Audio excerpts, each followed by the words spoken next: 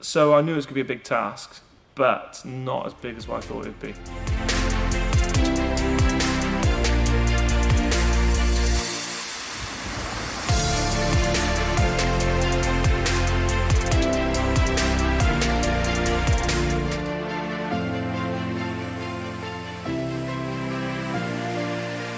That for me shows kind of like the power of football.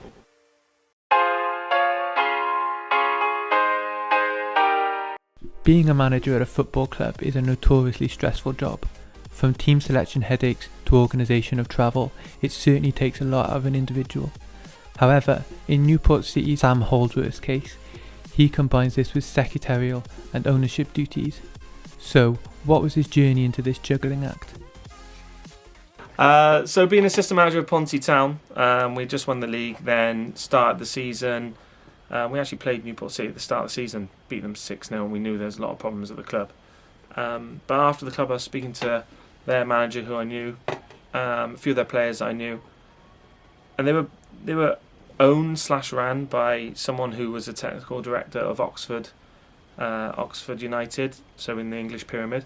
He seemed to know what he was on about. He had a chat with me. I said that I wanted a new challenge, so I'd come in and help out, join the manager at the time. And just thought of it as like, right, go there, bomb the league, struggling club, try and save them. And then it just all unravelled, and within, I'd say 5 or 6 games, I was owner of the club, /chairman /everything else, and just thinking, right, I'm in the thick of things with a club that's fully in debt and was about to fold at the start of the season. It was fine at the time. I didn't have any kids. I think I was single, so that helped as well. So all my time was focused on the football club. So I knew it was going to be a big task, but not as big as what I thought it would be. The Newport Stadium, formerly inhabited to the city's more famous neighbours county, is a major attraction to fans and players alike, with a full capacity of over 5,000 capable. It's an outstanding facility. It's Newport County's old stadium. They train there now. We share now with Newport Rugby, who are flying, winning their league at the kind of near the highest level that they can play at. So for us, and Newport Live, who run it, they've been great with us from start to finish. Unfortunately, at the start, prices and the cost of playing there, but we get a really good deal. They look after us. The boys love being in a stadium where warm-up, music's on. It's a most professional stadium in the league, and bar Llanelli, probably one of the best in the Welsh League. So for me, I was thinking, right, if we're going to grow and we're going to be a part of this city in terms of a club that can progress, we need the foundations. And the foundations, they weren't financial, but the setup and the Newport Village, what's there, the 3G around the corner, it's all there to progress.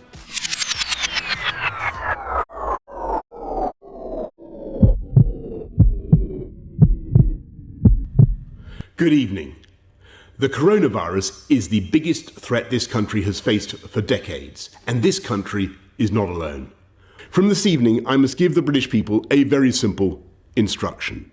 You must stay at home. In 2020, the world was rocked by the COVID-19 pandemic. This affected everyone in different ways, and for Sam, it was no different. Yeah, good, because I tell you what, the break wasn't too bad initially. It was like I was thinking, right, this is quite nice. Got my weekends back, time with the kids, time with the family. I thought, this is all right. Roll on 2 or 3 weeks of it, and you're like, just miss football.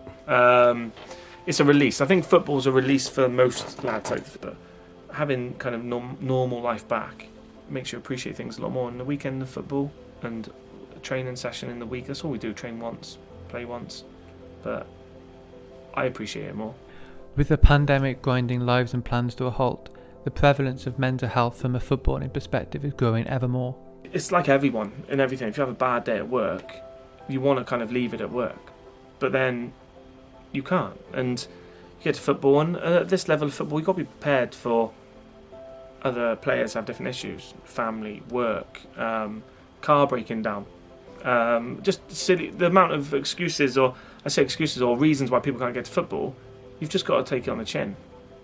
But drip feeding in like home life or rush into a game, you haven't got all day to prep for a Friday night game. You've got to go to work, feed the kids, put them to bed, get to football, fill the car up with football stuff, finish football. Everything's involved. Football's become part of my home life, and my home life is 100% a part of football.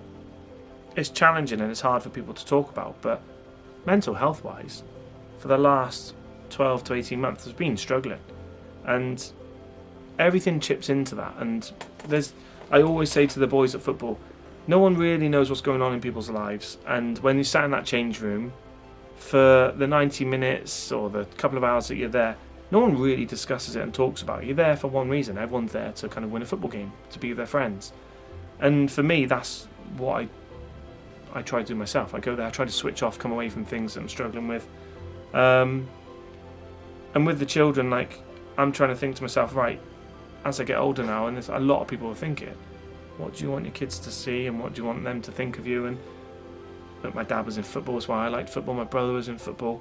I think you get something like sport, for other people it could be anything, but it's part of your life.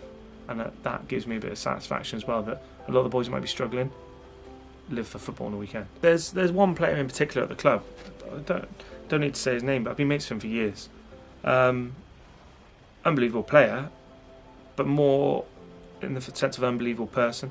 So he's gone through a lot in the last few years, and he's in and out of football, and some of the boys might know and some boys might not know, but as a friend, like, I'm there to support him 100%. And to be honest, with the club, I think that's why a lot of the lads buy into the club, is because I buy into them as people. If you can't go and pay someone 50 quid at the end of the game like other teams would do, and you need to make people feel welcome, a lot of it is outside of football. During the week I'll be messaging and speaking to players. I think that's where my wife kind of, 10 o'clock phone call and there's a player that's injured himself or a player that's struggling to pay rent. But this one player has had his own issues going on, and I got a football, treat him like a football player.